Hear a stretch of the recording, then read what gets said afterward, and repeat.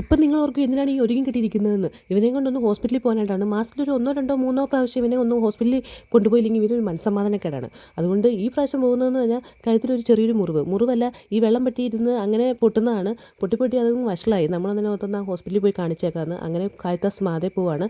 മാതയിൽ ചെന്നപ്പം ഭയങ്കര ആളെന്ന് വെച്ചാൽ ഇരിക്കാൻ പോലും ഇടയില്ലാത്ത അത്രയും ആൾ. പീഡിയാട്രിക്കിൽ അത്രയും തന്നെ ആളുണ്ട് എല്ലാ പ്രാവശ്യവും. നമ്മളതുകൊണ്ട് അപ്പനും മോനും കൂടെ സ്റ്റെപ്പിൽ ചെന്നിരുന്നിട്ട് പിന്നെ ഭയങ്കര സ്നേഹപ്രകടനമായിരുന്നു. ഭയങ്കര വലിയായി തിരിയായി, പിന്നെ ഉമ്മവെപ്പായി. കുറച്ചായപ്പം ഇരിക്കാൻ സീറ്റ് കിട്ടിയപ്പോൾ അപ്പനും മോനോട് അവിടെ ചെന്നിരുമ്പോൾ അതിൻ്റെ ബാക്കി സ്നേഹപ്രകടനം അവിടെയായിരുന്നു.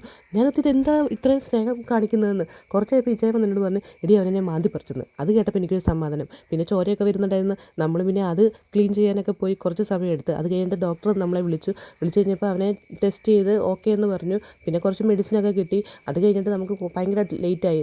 ലേറ്റായപ്പോൾ നമ്മളന്ന് ഓർത്തുന്ന ഫുഡ് കഴിക്കാൻ കയറിയപ്പോൾ അവർ നമുക്കൊരു ഹൈ ചെയർ തന്നു. കുട്ടി ഇരിക്കുമല്ലോ അല്ലേ ഹൈ ചെയറിനകത്ത്? ഞാൻ പറഞ്ഞു, ആ ഇരിക്കും, കുഴപ്പമൊന്നുമില്ല. ആ കുട്ടി ഇരിക്കുന്നതാണ് ഈ കാണുന്നത്. ഭയങ്കര ബഹളമായിരുന്നു ഹൈ ചെയർ കിട്ടിയപ്പോൾ. പിന്നെ അത് വലിയായി തിരിയായി. ഏറ്റവും ലാസ്റ്റ് ഞാൻ പറഞ്ഞു, വേണ്ട, നമുക്ക് അവിടെ ഇരുത്തണ്ട, നമുക്ക് എടുക്കാം എന്ന് പറഞ്ഞ് അങ്ങനെ എടുത്ത് ഞാൻ കഴിച്ച് കഴിഞ്ഞപ്പോൾ ഈ ചായം കഴിച്ചു. അങ്ങനെയായിരുന്നു നമ്മൾ മാറി കഴിച്ചിട്ട് ഏറ്റവും ലാസ്റ്റ് അവിടെ നിന്ന് ഇറങ്ങി പോന്നു.